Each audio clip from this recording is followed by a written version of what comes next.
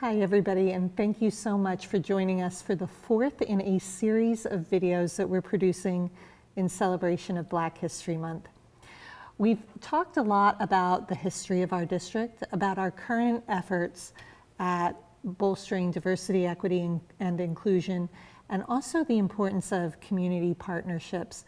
Today, I'm excited to have with me here Deanna McFarland. She is a Erie native and a Central High alumna who came to our district in the 2020-2021 school year as a school-wide specialist at Jefferson Elementary School, and she is now the principal of Grover Cleveland Elementary School. We're so excited to have her here today to speak with us. Thank you. Thank you. I'm glad to be here. I wanted to just start with asking what made you want to be an educator? How did you get into the field of education? I guess I feel like I was always going to be an educator. I have a grandmother who is a retired educator from Erie's Public Schools. So I would say that was my first influence. But I've just always had, I would say, a teacher's heart, maybe. I remember being younger. I have younger sisters, and being that kid that just wanted to play school and do things like that. So for me, I think it was just, it's always what I wanted to do. Okay. All right. And you mentioned your grandmother, but talk a little bit about maybe some people who paved the way for you, people who put you on the path to serve first as an educator and now an administrator. Who was your inspiration? That's also a big question. So many people. But yes, again, my grandmother being someone who just held education in the highest regard. My family took education very seriously. I would say my mom as well. And gosh, so many other educators just here in Erie that were instrumental. Mr. Cleet Collins, who was also someone that was an educator in the district that I looked up to. I would say one of our board members, Ms. Gwen Cooley, who was someone who led our African American History Club and took us to the Bahamas back in 1996. I'm aging myself. So just, there's so many people, probably too many to name. I think part of that inspiration is just wanting to make a difference and wanting to be a part of something that's bigger than just yourself. I can't imagine being in another profession, and it's just really rewarding, and especially being back in my home school district. Is that what you mean when you said a teacher's heart, just that drive to make a difference? Or talk a little bit just about that, because I love that phrase, a teacher's heart. What does that mean to you? Just for instance, in the role that I'm in right now, just always wanting to impart maybe wisdom, or always wanting to see students in particular grow and become those humans that they're meant to be. I think the heart of a teacher is someone who's empathetic and someone who can see potential when perhaps a child doesn't see it in themselves. So for me, having that teacher's heart is just being able to recognize things in others that they may not be able to see in themselves. I love that. I want to switch to talk a little bit about Black History Month. We're in the middle of a district-wide celebration of Black History Month. It's certainly something we also try to celebrate throughout the year in various ways, but I want to talk to you about what that means to you in particular as the leader of your school and as an administrator in the district. What does Black History Month mean to you? And as a woman of color in this district? It's so important to have that representation. I feel like when I walk in my building every day that I am someone that the students can see as potentially what they could become, and Right. and not because I'm so great, but because maybe in our district you don't see Black educators as much. It's just not. There just aren't very many of us here. So I feel like first and foremost is that representation piece. Also, I think that it's so important to shed light on the contributions of African Americans in this country, and throughout our history, and ensuring that we know, all of us, all Americans know what and how important Black Americans have been in the building of this country, and also just that we're seen in a light that is positive, that students can look beyond maybe what they see in their communities, that there are African Americans who do all sorts of things, have done all sorts of things, have traveled, have created very important inventions, and have also changed the world and changed circumstances for people all throughout our country. So I just think it's important that we celebrate that and take an opportunity to for others to kind of view that and see that that's special and put aside like it is in the month of February. Absolutely.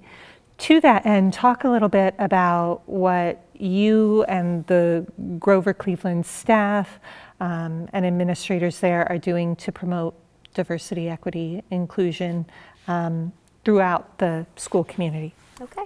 Yes, so we really want the students at Grover to feel heard, to be seen, and to be who they uniquely are. We take notice and pride in our diversity and who our students are and where they come from. I think it's really important as we've moved into this community school model that we ensure that being a part of the school environment doesn't have to look a particular way. You can participate simply by having a relationship with with the parents that of your students, or you could be a part of a major event perhaps, or maybe it's just knowing and tapping into the resources that are available at the school in the formation of our school becoming more like a hub. So we just want people to know that when they come to our school that they are welcome, that they are seen and valued. And so I think that's a big piece of that diversity, equity, inclusion. We also do that within our curriculum even. Okay. Our reading curriculum has a lot of room for children to have those deep discussions, for them to learn about other cultures. Okay. And that is so important as we look at inclusivity and how students see each other and how others are perceived. So I think those are the types of things that mean a lot when it comes to diversity, equity, and inclusion. I want to go back to something you mentioned about Grover Cleveland being a new community school. Just for people who aren't aware of what that model is, just from a lay person's point of view, kind of explain that. What does that mean in general? Why is that helpful to families and students that Grover is a community school? Yes, so with the community school model, we really want our families to be able to have access to all sorts of resources right at the school. So that could be, from healthcare, it could be basic needs like food, it could be someone that our community school director has even provided, beds for families. It could be connecting them to other resources such as our partnership with UPMC case managers if there are, educational needs. I mean, it's the idea that you can come to the school for your community needs, and that school is a place that will sort of incorporate not only the education of your child, but also making sure that the whole child and family as well is taken care of. So connect the dots for me, because it seems pretty straightforward, the connection between a community school and fostering diversity, equity, and inclusion, meaning some of those supports provided by a community school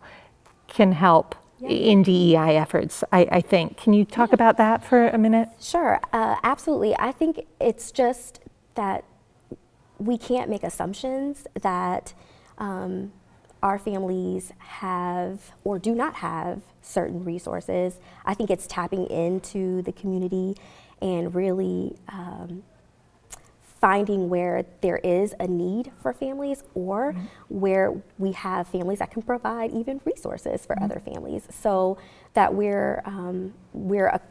are a community within a school of a larger community, and that we want to make sure that, again, our families and our students are taken care of, so that that learning piece is possible, which provides equitable access for our students to learning. So yeah. I know this is going to be kind of a broad, big question, but if you had to put into words what your one overarching goal is as the leader of that school, what would that be? What would you, if you were able to achieve this goal, you could be able to say, I'm a success? What is that goal? What is the overarching mission? My mission is that the students at Grover Cleveland are proficient or above readers, proficient or above students that are able to do mathematics, that they are able to express themselves creatively, that they feel that they have a support system at the schools. It's my goal that we as educators take into consideration that our students may be going through things, but that doesn't mean that they can't achieve, that we never lower that bar. So I would say for me, it's making sure that we ensure we give our kids the opportunity to do all those things. Thank you so much. And thank you for joining us today for this video. The video is available on our YouTube page and also on our Black History Month website, eriesd.org/Black History.